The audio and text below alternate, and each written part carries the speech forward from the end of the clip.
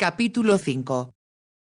Era extraño, pensó Hermia, la diferencia que había provocado en la vicaría tener al marqués allí. Durante 2 días permaneció inconsciente y solo en ocasiones murmuraba incoherencias y se movía inquieto de un lado a otro. El doctor, viejo amigo de la familia que vivía en una población cercana, recomendó: «Dejen que descanse, las mágicas pociones de la señora Brooks son mejores que cualquier cosa que yo pueda recetar». Se rió al hablar y Hermia se enteró de que la fama de su madre y de sus preparados de ingredientes naturales que curaban casi todo, se había extendido por todo el condado. Confirmó lo que Hermia ya sospechaba: el marqués había luchado con violencia contra sus asaltantes y solo sucumbió cuando lo golpearon en la cabeza con algo pesado. Tal vez un pedazo de madera. El ungüento de su madre y la forma tan hábil en que lo vendó aseguraban su mejoría día a día. Lo mismo sucedía con los nudillos heridos, los grandes raspones que tenía en todo el cuerpo y, según el diagnóstico del doctor, una costilla rota. El ayudante de cámara acudió desde la mansión y aunque Nanny protestó,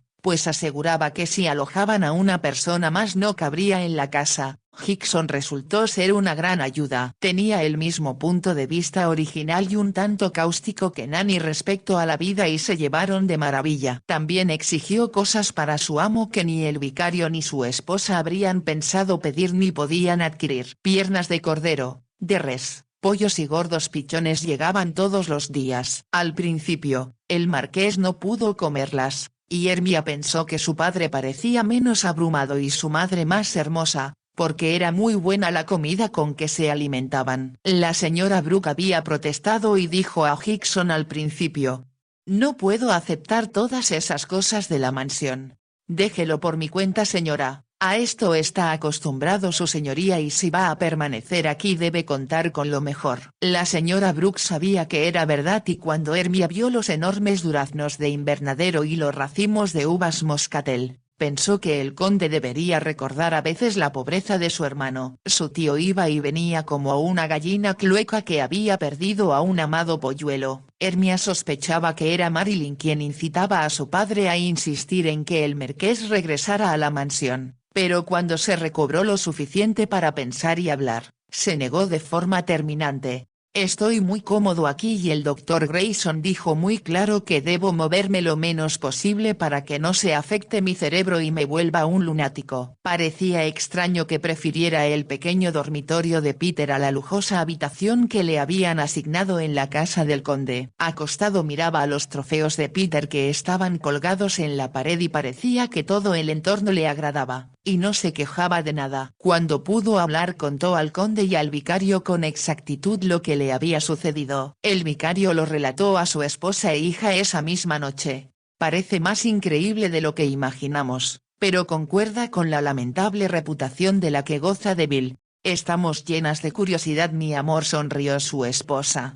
«Les diré todo, pero tomó tiempo porque su señoría sufría a veces de fallas de memoria y tuvimos que esperar a que pudiera pensar de nuevo con claridad». Lo que contó fue que después de que el conde había sido llamado a la mansión en lo que ahora sabían no fue más que un pretexto para alejarlo, el marqués cabalgó solo, dio vuelta en el extremo del bosque embrujado para tomar la dirección a donde su anfitrión le había dicho que encontrarían el ganado. No se apresuraba, por lo que fue fácil para 3 hombres lanzarse sobre él desde los arbustos donde se ocultaban antes que se diera cuenta y hacerlo caer del caballo. Pensó que serían asaltantes de caminos y luchó con violencia, hasta que se impusieron por su número y lo arrastraron hacia el interior del bosque. Allí había otro hombre que parecía más joven que los otros 3, pero no pudo verlo con claridad porque lo obligaron a sentarse en el tronco de un árbol caído. 2 de los hombres, relató, deben ser extranjeros o gitanos. El tercero parecía de tipo superior y mejor educado. Ese hombre le presentó una carta escrita en una hoja del propio papel para escribir del marqués, seguramente robada de su casa de Londres. Como lo habían golpeado bastante le costó un poco de trabajo leerla, pero pronto se dio cuenta de que eran instrucciones a su entrenador para retirar su caballo de la carrera de la Copa de Oro en Ascot. Como se trataba de su caballo favorito, Firefly, que sin duda ganaría la copa, No quiso firmar la carta. Pero entonces los hombres empezaron a golpearlo sistemáticamente y al darse cuenta de que no tenía oportunidad contra los tres, accedió a firmar la carta. Enseguida lo golpearon en la cabeza, sintió un dolor intenso y no supo más.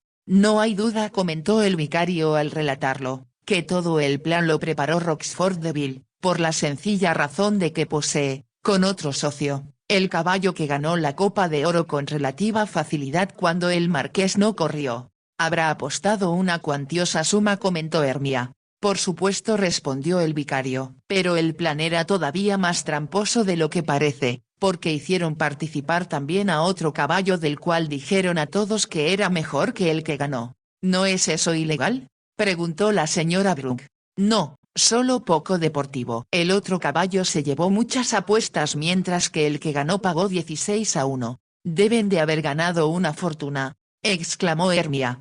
Lo que Roxford Deville deseaba. Pero no cometió la tontería de ordenar que se asesinara al marqués enseguida. «Asesinarlo», gritó la señora Brooke. Por lo tanto lo llevaron a la casita de la bruja y lo dejaron tirado en el suelo. El vicario hizo una pausa para decir luego con lentitud: ya se habían enterado por alguien de la aldea que nadie se atrevería a visitar la casa de la señora Wombat. Cualquiera pudo decírselos, comentó su esposa. Era asesinato intencional, pero muy difícil de probar, ya que si Hermia no hubiera sido lo bastante inteligente para pensar que allí estaría el marqués, con facilidad habría podido morir durante la noche o, sin duda, cuando más 2 o 3 días después. La señora Brooke lanzó una exclamación horrorizada. «¿Qué plan tan diabólico? ¿Qué hará el marqués?». John habló con el comisario y aún no saben si pueden hacer algún cargo contra Roxford Deville. Por desgracia, será muy difícil probar que estaba realmente involucrado con esos hombres. Por supuesto, desaparecieron después de que sin duda, les pagaron muy bien por sus servicios. Pero si fracasó su intento de asesinar al marqués, esta vez puede intentarlo.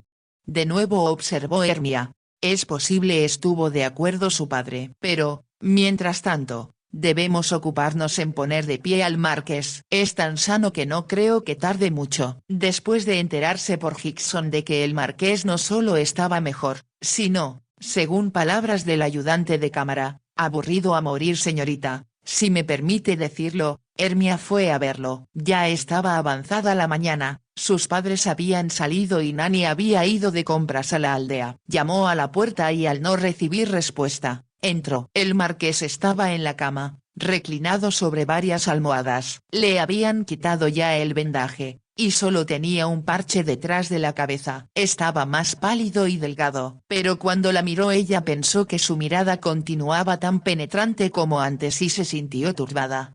«Pase, Hermia», me preguntaba cuándo tendría tiempo de visitarme. «Por supuesto que tuve tiempo y deseaba hacerlo antes», contestó Hermia mientras se acercaba a la cama, «pero tenía usted que estar en reposo y no debía hablar con nadie». «Estoy harto del reposo. Y deseo hablar con usted».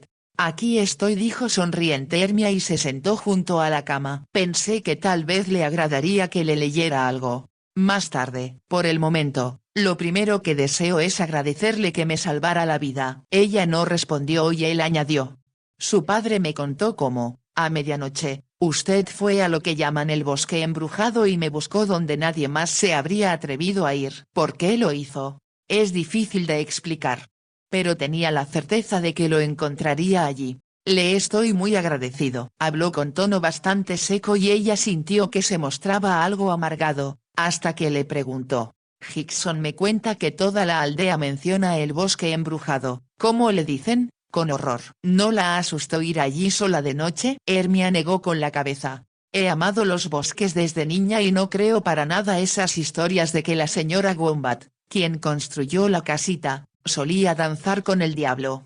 «Pero usted consideró que era un lugar muy apropiado para mí», comentó el marqués con tono burlón. «No pensé entonces en su apodo y no sentí miedo, hasta que estuve a punto de abrir la puerta». «¿Qué hizo entonces?». Ella se estremeció al recordarlo. «Fue una sensación desagradable, pero entonces escuché el ulular de un búho entre los árboles y comprendí que no había razón para tener miedo. ya que los animales del bosque no estarían allí si en el lugar hubiera algo diabólico. Guardó silencio un momento antes de agregar. Además, desde niña siempre me han protegido las hadas y los duendes. Habló con naturalidad, sin pensar con quién dialogaba y entonces, al reflexionar en que podría considerarla una tonta se sintió ruborizar y añadió con rapidez. Lo encontré y ahora está a salvo. Apenas puedo creer lo que su padre me dijo, que me apoyé en usted todo el camino para cruzar el bosque hasta el muro que bordea el camino. Pesaba usted mucho y si me queda un hombro ladeado el resto de mi vida será su culpa. De nuevo intentaba hablar con tono ligero, pero el marqués de forma inesperada, extendió la mano hacia ella con la palma hacia arriba. Deme su mano Hermia. Obediente ella lo hizo. Mientras sus dedos se cerraban sobre los de ella dijo. Las palabras son inadecuadas para agradecer a alguien haberle salvado a uno la vida y me pregunto cuál será la mejor forma de expresar lo que siento. Como su voz tenía una nota profunda que Hermia no le había escuchado antes, sintió algo extraño que no comprendió y parpadeó al decir. Por favor.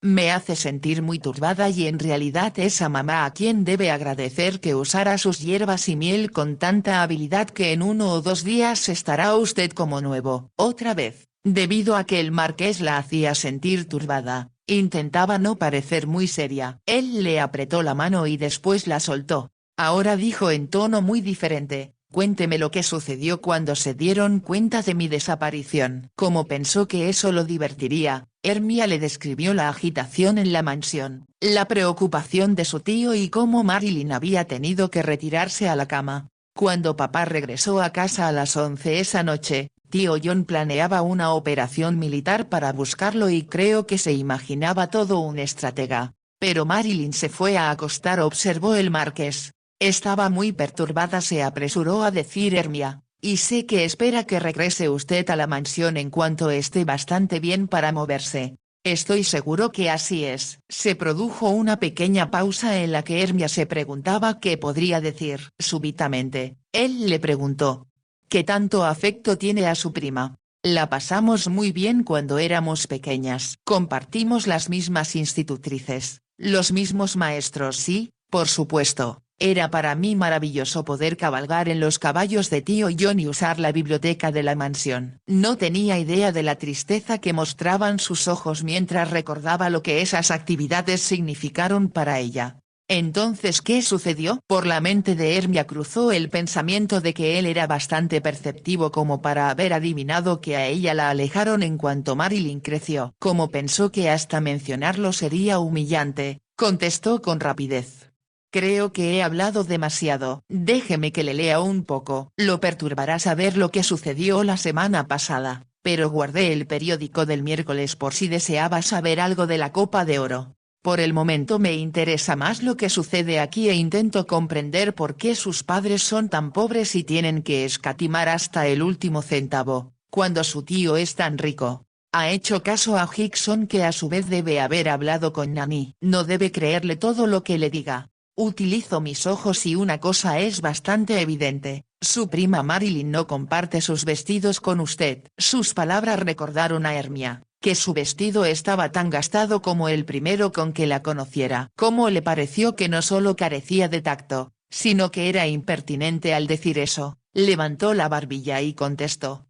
Tal vez me critique, señor, pero le aseguro que no cambiaría nada de mi hogar por todos los lujos de la mansión que son por completo materiales. ¿Acaso busca algo más importante que los lujos de este mundo? Hermia sintió que debió suponer que él no pasaría por alto su comentario y respondió. Se reirá y como es tan rico no comprenderá cuando le diga con toda sinceridad que el dinero no puede comprar la felicidad. Se hizo el silencio y de nuevo sintió que, al observarla, el marqués miraba en lo profundo de su corazón. Sin embargo, supongo que al ser mujer le gustaría tener bonitos vestidos, asistir a bailes donde lucirlos y, por supuesto, rodearse de un gran número de encantadores jóvenes que la halaguen. Hermia se rió. Habla como mamá, quien dice que desearía que tuviera yo vestidos mágicos, bailes mágicos y, por supuesto, caballos mágicos que montar. Hizo una pausa y se marcaron los hoyuelos de sus mejillas al agregar.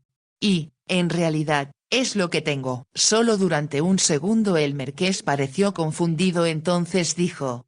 ¿Quiere decir en su imaginación? A Hermia le pareció muy inteligente por comprenderlo y se rió de nuevo antes de responder. Ninguna de esas cosas mágicas que tengo pueden arruinarse ni me las pueden quitar, ni me defraudarán. Además, señor, debo añadir que son mucho más baratas. El marqués sonrió y esta vez su sonrisa no fue solo una mueca en sus labios. Si permanezco aquí más tiempo, tengo la sensación de que me capturarán esos hechizos mágicos y me será imposible escapar de ellos. Puede huir, dijo Hermia provocativamente. Hizo una pausa y luego agregó ya más seria. Tal vez un hechizo mágico es lo que de alguna manera, debemos darle antes que se vaya, para que esté a salvo. Por si esos malvados que lo atacaron lo intentan de nuevo. Se inclinó un poco hacia él al añadir. Por favor. Por favor. Tenga cuidado. La próxima vez podrían lograr destruirlo. Si así fuera dudo que alguien lo lamentara o que me echara de menos. Hermia se puso de nuevo erguida. Es ridículo que lo diga. Por supuesto que mucha gente lo lamentaría porque lo admiran como deportista y aunque le tengan envidia, los incita a superarse. Por la expresión del marqués sintió que él no creía en lo que le decía, por lo que añadió. Yo puedo decirle quién de verdad lo echaría de menos. ¿Quién? Hermia no tenía ni la menor idea de que él esperaba que dijera, como lo haría cualquiera de las mujeres que conocía, que ella lo añoraría. Sus caballos. Nadie los monta tan bien como usted ni los querría tanto. Tal vez porque sus caballos saben que los ama, ganan tantas carreras. El marqués no dijo nada y ella prosiguió, en tono reflexivo. Por eso estaba por completo segura que el caballo que montaba cuando lo atacaron, no podía haberlo tirado.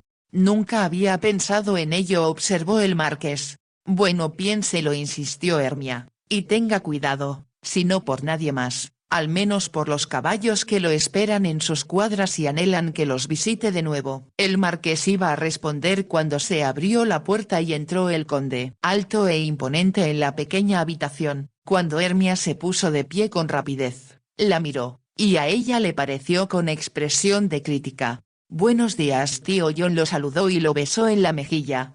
Buenos días, Hermia. ¿Cómo está tu paciente hoy? Como puede ver, mucho mejor y mamá está muy complacida con él. Qué bien. Eso significa que, con el permiso del doctor, podremos llevarlo de regreso a la mansión. Hermia quiso protestar, pero se contuvo y en cambio dijo. Supongo que querrá hablar a solas con su señoría y el doctor Grayson insistió en que no debe recibir más de una visita a la vez. Se dirigió hacia la puerta y al llegar a ella se volvió para preguntar. ¿Puedo traerte algo, tío John? Tal vez una taza de café o una copa de oporto. Al decirlo, sintió temor de que su tío se diera cuenta de que era su propio oporto el que le ofrecía. Apenas la noche anterior, cuando Hickson servía la cena, al llenar de un excelente claret la copa del vicario dijo. Creo, señor, que le agradará esta noche una copa de oporto, así que llené la licorera. Me parece una excelente idea, Hickson, contestó el vicario, pero al ver la expresión de su esposa, añadió. Supongo que tendrá autorización de su señoría de traer vinos de la mansión. Estoy seguro de que su señoría desea que mi amo beba lo que está acostumbrado, y como al marqués no le agrada beber solo, me dijo cuando le llevé su cena que también se lo ofreciera a usted, señor. Hickson habló un tanto agresivo y Hermia tuvo la sospecha de que en realidad, el marqués no había dicho nada de eso. Con toda probabilidad suponía que el vicario tomaba vino en sus comidas, como lo hacía él. No tendría idea de que para el vicario el vino era un lujo que solo podía tenerse en ocasiones especiales, como Navidad, cumpleaños y cuando atendían visitas, es decir, casi nunca. Pero el conde respondió. No quiero nada, gracias, Hermia. Ella cerró la puerta y bajó por la escalera con la ferviente esperanza de que su tío no dijera nada que perturbara a su padre. Sabía cuánto disfrutaba el vicario de tales lujos. Casi como si lo conjurara con su pensamiento, él entró y sacudió su sombrero, porque llovía. Veo que John está aquí, comentó. Afuera esperaba el elegante faetón del conde, tirado por dos excelentes caballos y con dos hombres en el pescante. Sí, está con el marqués papá y apenas acaba de llegar. Así que yo, en tu lugar, Esperaría unos minutos antes de reunirme con ellos. Ya ves que el doctor Grayson indicó que su señoría debe permanecer lo más tranquilo posible. Lo echaré de menos cuando se vaya, comentó el vicario mientras entraba en el salón. Ayer cuando charlé con él, me di cuenta de que es un hombre muy inteligente. A mí me pareció igual. Hermia pensó entonces que si el marqués era inteligente y se casaba con Marilyn la encontraría aburrida. Ella jamás leía un libro, ni estaba interesada en la situación política ni nada que no fuera la vida social. Pero se reprochó por sus ideas poco amables y se aseguró que Marilyn sería una esposa muy adecuada para el marqués. Sin duda muy linda y agraciada a la cabecera de su mesa. Estoy segura que se llevarían muy bien, intentó convencerse a sí misma, pero sabía que no era verdad. ¿En dónde está tu madre?, era lo primero que uno u otro de sus padres preguntaba en cuanto volvían a casa. Entre otras personas, fue a visitar a la señora Burles. Ha estado muy mal los últimos días y preocupada por Ben. Hermia comprendía que la señora Burles estaba aterrada, dentro de su confusa mente, de que Ben se metiera en problemas por haber ayudado a los hombres que asaltaron al marqués. Pero no comentó nada y para cambiar el tema, preguntó: ¿A quién viste hoy, papá? Como de costumbre, a los hombres que están cada vez más desesperados porque no pueden encontrar trabajo. Tendré que hablar de nuevo con John, pero solo Dios sabe si me hará caso. Se escuchó entonces que el conde bajaba por la escalera. El vicario salió del salón hacia el vestíbulo. «Qué gusto verte, John», saludó. «Como ves, nuestro paciente se recupera y vuelve a ser el mismo de antes. Y se muestra lleno de nuevas ideas», comentó el conde. No se dirigió a la puerta sino que entró en el salón y el vicario lo siguió. Se detuvo de espaldas a la chimenea y con el ceño fruncido dijo: «Deveril y yo comentábamos el problema del desempleo cuando lo dejé y casi lo asesinan». «¿El problema del desempleo?», repitió sorprendido el vicario. «Ahora me lo mencionó de nuevo y está convencido de que debería yo construir un nuevo aserradero por la gran demanda que hay de madera después de la guerra». Hermia, que escuchaba, contuvo el aliento. Apenas podía creer lo que decía su tío. «Me resulta difícil no seguir su sugerencia. Pero como no tengo tiempo y es algo que daría empleo a esos hombres que tanto te preocupan, Stanton, voy a dejarlo a tu cargo». «¿Dejarlo a mi cargo?», exclamó el vicario atónito. «Eso dije. Contrata a quien gustes y a cuantos desees, pero espero que el negocio dé ganancias o al menos no produzca pérdidas en 2 o 3 años. Para entonces decidiremos si vale la pena sostenerlo». El vicario lanzó un profundo suspiro y luego dijo: «Solo puedo agradecértelo, John, desde el fondo de mi corazón. Bueno, no me quites el tiempo con detalles y arregla todo lo relacionado con las finanzas con mi administrador. Le haré venir de Londres a verte enseguida». Y como si resintiera su propia generosidad, el conde salió del salón, mientras su hermano, que apenas podía creer que no soñaba, lo seguía. Hermia comprendió que era la forma en que el marqués mostraba su gratitud. Debía decirle lo que ello significaba y comunicarle su asombro, por lo que corrió a su dormitorio. Entró, cerró la puerta detrás de ella y permaneció un momento inmóvil, mientras lo miraba acostado en la cama. No le pareció en ese momento ni aburrido ni amargado y en cierta forma eso la turbó. Y tampoco parecía el desconocido diabólico que se atrevió a besarla y a quien detestaba. Corrió y se arrodilló junto a la cama. ¿Cómo pudo hacer algo tan maravilloso como convencer a tío John de que abriera un aserradero? Fue algo sensacional de su parte. Y hará tan feliz a papá. Y veo que a usted también. Por supuesto, mamá agradecerá de rodillas a Dios como yo se lo agradezco a usted. Con lágrimas en los ojos lo miró y después de un momento, el marqués dijo, con su usual tono burlón: «Si se muestra tan efusiva respecto a un aserradero, me pregunto qué diría si le obsequiara un collar de diamantes». Como el comentario era tan inesperado, Hermia se hizo hacia atrás para sentarse sobre sus talones y se rió. «En este momento prefiero el aserradero para papá más que ninguna otra cosa en el mundo. Aunque no puedo ponérmelo en el cuello, me siento muy orgullosa porque tal vez lo que le dije a usted lo impulsó a convencer a tío John de que hiciera algo por los hombres que no encontraran trabajo». El marqués la miró, pero no dijo nada. En ese momento se abrió la puerta y entró la señora Brooke. Estaba muy linda, Su cabello era casi del mismo color del de su hija, aunque un poco desarreglado porque debió quitarse el sombrero mientras subía por la escalera, puesto que lo llevaba en la mano. Con las mejillas encendidas y los ojos brillantes, se dirigió al marqués. Supongo que Hermia ya debió darle las gracias como voy a hacerlo yo. Pienso que su esposo es quien debe hacerlo. Pero por favor, siéntese señora Brooke, deseo hablar con usted. Hermia se puso de pie para retirarse pero él agregó. Quédese Hermia, porque esto le concierne. Hermia lo miró expectante y se preguntó qué iba a decir. Un tanto temerosa de que él revelara algo que su madre no sabía, se sentó en una silla. No he dejado de pensar qué obsequio puedo darles por todas sus bondades, empezó a decir el marqués. No deseamos nada, respondió apresuradamente la señora Brooke. Supuse que eso diría, pero mantengo como regla invariable en mi vida pagar mis deudas siempre. Hizo una pausa y agregó.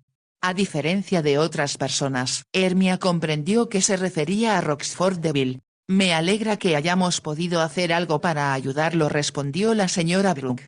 Sin embargo, resulta que valoro mucho mi vida y como Hermia es la responsable de haberla salvado. En circunstancias normales le habría enviado una costosa joya para expresarle mi gratitud. La señora Brooke iba a decir algo, pero él agregó enseguida. En cambio, tengo otra idea que espero apruebe usted y que se convertirá en realidad uno de sus deseos. Hermia apenas podía respirar mientras lo escuchaba. Decidí que lo que daré a Hermia son unas cuantas semanas en Londres hasta que termine la temporada social. La señora Brooke lanzó una pequeña exclamación ahogada y miró incrédula al marqués, que continuó. Tengo una hermana viuda, Lady Langdon, que ha permanecido sola y triste desde que su esposo falleció en la batalla de Waterloo. Sé que le dará un gran placer acompañar a Hermia y presentarla en el mundo social. Sonrió y continuó diciendo. También, me parece que tiene muy buen gusto para la ropa y le fascinará representar el papel de hada madrina de Hermia. Es imposible. No podemos aceptarlo, exclamó la señora Brooke. Nada es imposible, la contradijo el marqués, excepto que usted no permita que su hija tenga lo que es mejor para ella. Es una oportunidad que no debería perderse. Era una verdad innegable. La señora Brooke no supo qué responder y el marqués continuó. Organizaré un pequeño baile para Hermia en mi casa de Londres y mi hermana se asegurará de que sea invitada a todos los que se ofrezcan antes que termine la temporada. Así que ahora solo tenemos que hacer una cosa. ¿Qué? Preguntó la señora Brooke con aire ausente. Enviar a Hermia a Londres a principios de la próxima semana. No queda mucho tiempo de la temporada, porque el regente pronto saldrá para Brighton y entonces mucha gente cerrará sus casas y se retirará al campo. De nuevo sonrió y añadió. Por lo tanto, de usted y su magia depende que me ponga de pie, señora Brooke, y después podrá empezar de inmediato el cuento de hadas para Hermia. No puedo creer lo que escucho, dijo la señora Brooke con voz ahogada, y Hermia se dio cuenta de que las lágrimas corrían por las mejillas de su madre. Cuando Hermia se retiró esa noche, después de comentar los planes del marqués con sus padres hasta que ya no había más que decir al respecto, se dirigió hacia la ventana para contemplar la luna y las estrellas. Desde que el marqués le comunicara su plan, vivía como en un sueño y le resultaba imposible creer que sus oraciones estuvieran a punto de ser escuchadas. Y sin embargo, como si él tuviera una varita mágica, se levantaba el telón para un futuro tan radiante y glorioso que sentía como si la transportaran al cielo en una estrella errante. Lo único que la asustaba era Marilyn y que sus tíos se indignarían cuando se enteraran. En cuanto al aserradero que complaciera tanto a su padre, casi con seguridad el conde había aceptado la sugerencia del marqués porque provenía del hombre que ya anticipaba como su yerno. Sintió como si una mano fría le arrancara el brillante velo que cubría sus ojos y las estrellas dejaran de relucir. Tal vez antes de partir, el marqués se declararía a Marilyn y en ese caso no les molestaría que él arreglara que su hermana la presentara en sociedad. Está agradecido. Por supuesto está agradecido, se dijo Hermia, y desea pagar su deuda. Era un pensamiento práctico y por alguna razón arruinó el entusiasmo que sentía. Contra su costumbre, cerró las cortinas, dejando afuera la belleza de la noche y se metió en la cama en la oscuridad. Permaneció despierta. Se preguntaba cómo le pediría el marqués a Marilyn que se casara con él y qué sentiría ella cuando la besara. Pudo sentir los labios de él, duros, exigentes e insistentes, en su propia boca. Sabía que aunque nunca volvería a besarla, ella jamás olvidaría que había sido el primer hombre que la había besado.